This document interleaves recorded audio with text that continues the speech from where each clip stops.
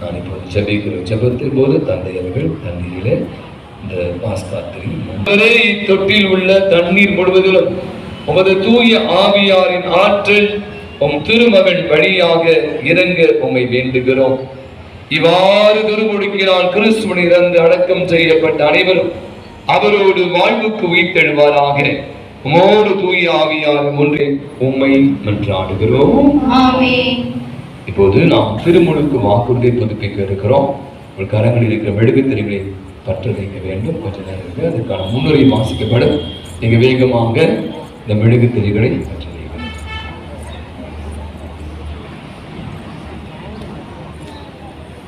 கல்வியில் நடைபெற இருக்கிறது. 12ஆம் வகுப்பு அதற்கு மேல் படித்த கிராஜுவேட் முடித்தவர்கள் யார் வேண்டுமானாலும் விருப்பம் உள்ளவர்கள் குருவாக வேண்டும் என்று விரும்புகிறவர்கள் எங்களை அணுகலாம். நாம் இந்த இறையத்தின் முகாமுக்கு அவர்களை அனுப்பி வைக்க அவங்க தெரிய நினைக்கிறேன். நாள்பட பார்த்தீங்கன்னா இன்னைக்கு குருக்களுடைய எண்ணிக்கை எல்லாம் ரொம்ப குறைஞ்சிச்சு. ஆகவே இன்னும் ஒரு 20 ஆண்டுகள் 10 ஆண்டுகள் கழித்து பார்த்தா திருப்பணி நிறைவேற்ற குருக்கள் இருப்பாங்களா தெரியலனா ஒவ்வொரு ஆண்டும் 4 குருக்கள் 5 குருக்கள் தான் குருவாக திருநிலைப்படுத்தப்படுறாங்க. நிறைய மூத்த குருக்கள் வயதான குருக்கள் பல விதமான உடல்நல குறைவினால் இறந்து கொண்டிருக்கிறார். அது இறப்பும் பெற்றோர்களுக்கு நன்றி செலுத்துகிறேன். 26 பேர் பல விதமான கேரக்டராகவே வாழ்ந்தார்கள். அந்த கேரக்டராக வாழ்ந்த நம்முடைய இளைஞர் உள்ளங்களுக்கு மீண்டும் ஒரு முறை ஒரு பலத்த ஒரு கரவலை கொடுத்து அவர்களுக்கு நம்முடைய நேற்றான நன்றிகளையும் பாராட்டுகளையும் நாம் தெரிவித்துக் கொள்வோம். அன்பாந்தவர்களே, இந்த நேரத்தில் கண்டிப்பாக நம்முடைய உதவி பகுதியை கண்டு சொல்லும். பல காரியங்களை அவர் ரொம்ப அமைதியானது பொறுமையானது எவ்வளவு தாங்குவார் மாதிரி அனைத்தும் இன்பகத்தோடு ஏற்றுக்கொண்டு பல காரியங்களை முன்னெடுத்து செய்து கொண்டிருக்கிற நம்முடைய உதவி பகுதி அவர்களுக்கும் மற்றும் நான் சொன்ன மாதிரி யாராவது அனைத்து வெளிப்படை எல்லாருக்கும் நன்றி சொல்லிட்டு நினைக்கிறேன். யாராவது நாம் மறந்திருந்தால் அத்துணை நல்ல உள்ளங்களுக்கு மீண்டும் ஒருவர் பலத்த ஒரு கருவலை கொடுத்து அனைவருக்கும் நன்றிகளும் பாராட்டுகளும். கடைசி ஜபம் ஜபிக்கப்படும். ஜபிச்சமல் பாடு நம்ம கலையில் செல்வம். இந்த சேர்லாம் எடுத்து போட்டுருங்க. ஏன்னா இன்னைக்கு காலை 7 மணிக்கு பூசை இருக்கு. அவை நம்ம உயிர்த்த இயேசு உள்ள இருக்காரு, வெளியே இருக்காரு. அவர் முன்னாடி ஜபிச்சு போகலாம். இந்த தண்ணி நான் சொன்ன தீர்த்தம் இருக்கிறது. எவ்வளவு வேணா எடுத்து செல்லுங்க. சண்டை போட்டு கொண்டு செல்ல வேண்டாம். செயல்களை எல்லாம் கொஞ்சம் ஓரமாக போட்டுவிட்டு ஒருவர் மற்றவரோடு இந்த உயிர்ப்பின் மகிழ்வை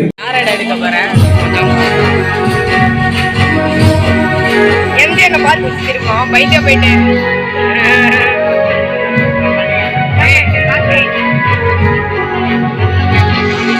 ஓடுதான் ஓடாது.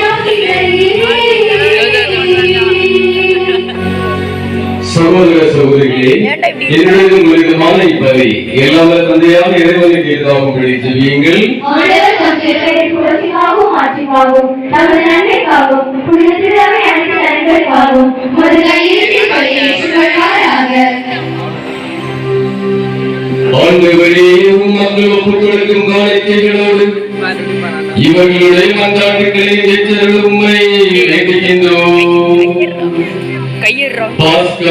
மறைவுகளால் தொடங்க பெற்றதை உமது செயலாற்றலால் எங்களுக்கு நிலைவாழ்வு அருமருந்தாய் அமைவதமாக. எங்கள் ஆண்டவராகிய இயேசு கிறிஸ்து வழியாக உம்மை மன்றாடுகிறோம்.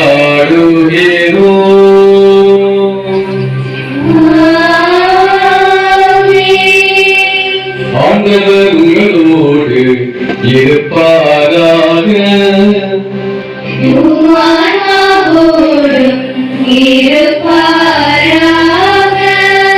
இதயங்களை மேலே எழுப்புங்கள்.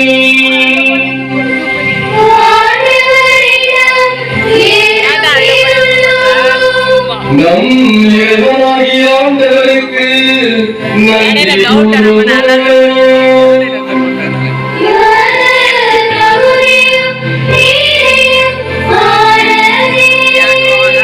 ஆண்டவரே, எக்காலத்திலும் உம்மை புகழ்ந்துரைப்பதும் எல்லாவற்றுக்கும் மேலாக எங்கள் பாஸ்காவாகிய கிறிஸ்து பலியான இச்சிறப்பான உம்மை நெருங்கியாக வாழ்த்தி போற்றுவதும் மெய்யாகவே தகுதியும் நீதியுமாகும்.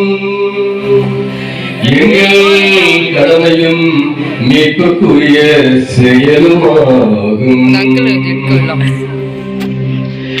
ஏனெனில் உலகின் பாவங்களை போக்கும் மெய்யான சொன்னறியவரே, எங்கள் சாவை தமது சாவழித்தவரும் தமது உயிர்ப்பினால் எங்கள் வாழ்வை உயிர்ப்பித்தவரும் அவரே. ஆகவே பாஸ்கா மகிழ்ச்சி பொங்க அனைத்து உலகின் மாந்தர்கள் மக்களிக்கின்றன. அவரே ஆற்றல் மிக்கவரும் அதிகாரம் கொண்ட தூதர்களும் உமது ஆட்சியை புகழ்ந்து மொழியின்றி பாடுவதாவது.